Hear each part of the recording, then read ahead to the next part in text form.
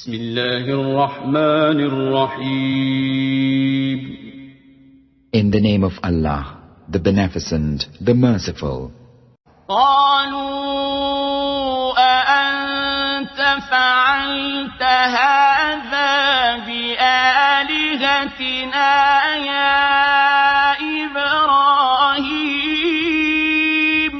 They said, Is it thou who hast done this to our gods, O Abraham? قال بل فعله كبيرهم هذا فاسألوهم إن كانوا ينطقون.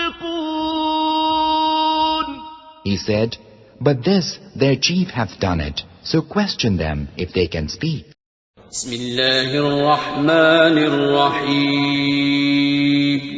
شروع اللہ کا نام لے کر جو بڑا مہربان نہایت رحم والا ہے. جب ابراہیم آئے تو بت پرستوں نے کہا کہ ابراہیم بھلا یہ کام ہمارے معبودوں کے ساتھ تو نے کیا ہے؟ ابراہیم نے کہا بلکہ یہ ان کے ان بڑے بت نے کیا ہوگا، اگر یہ بولتے ہوں تو ان سے پوچھ لو. چنانچہ مجمع ہوا، سب چھوٹے بڑے آ گئے. ابراہیم علیہ السلام بھی ملزم کی حیثیت سے موجود ہوئے اور آپ سے سوال ہوا کہ ہمارے ان معبودوں کے ساتھ یہ لغو حرکت تم نے کی ہے. اس پر ابراہیم علیہ السلام نے انہیں قائل معقول کرنے کے لیے فرمایا کہ یہ کام تو ان کے اس بڑے بت نے کیا ہے، اور اس کی طرف اشارہ کیا جسے آپ نے توڑا نہ تھا.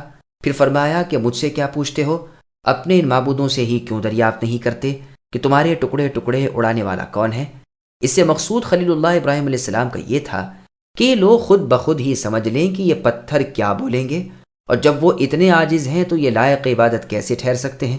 چنانچہ یہ مقصد بھی آپ کا بفضل اللہ پورا ہوا اور یہ دوسری ضرب بھی کاری لگی. بخاری اور مسلم کی حدیث میں ہے کہ خلیل اللہ ابراہیم علیہ السلام نے 3 جھوٹ بولے ہیں.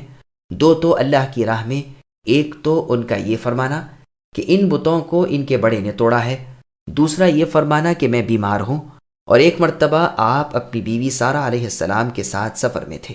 اتفاق سے ایک ظالم بادشاہ کی حدوں سے آپ گزر رہے تھے. آپ نے وہاں منزل کی تھی. کسی نے بادشاہ سے جڑ دی کہ ایک مسافر کے ساتھ بہترین عورت ہے اور وہ اس وقت ہماری سلطنت میں ہے. بادشاہ نے جھٹ سے سپاہی بھیجا کہ وہ سارہ علیہ السلام کو لے آئے. اس نے پوچھا کہ تمہارے ساتھ یہ کون ہے؟ ابراہیم علیہ السلام نے فرمایا میری بہن ہے. اس نے کہا بادشاہ کے دربار میں بھیجو. ابراہیم علیہ السلام سارہ کے پاس گئے اور فرمایا سنو، اس ظالم نے تمہیں طلب کیا ہے اور میں تمہیں اپنی بہن بتلا چکا ہوں.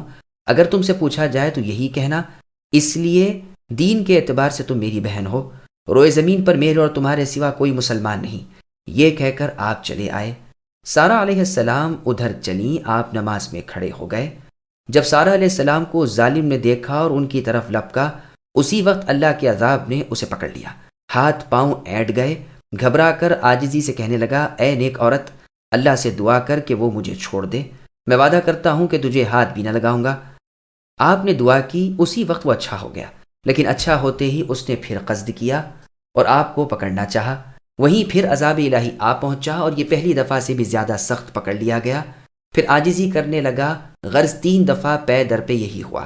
تیسری دفعہ چھوٹتے ہی اس نے اپنے قریب کے ملازم کو آواز دی اور کہا تو میرے پاس کسی انسان عورت کو نہیں لایا بلکہ شیطانہ کو لایا ہے.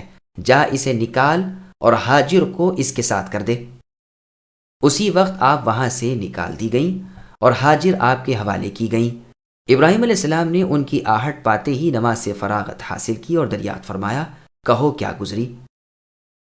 سارہ علیہ السلام نے فرمایا اللہ نے اس کافر کے مکر کو اسی پر لوٹا دیا اور حاجر یہ لڑکی میری خدمت کے لیے آ گئیں. ابو ہریرہ رضی اللہ عنہ اس حدیث کو بیان فرما کر فرماتے ہیں کہ یہ ہے تمہاری اماں اے آسمانی پانی کے لڑکو.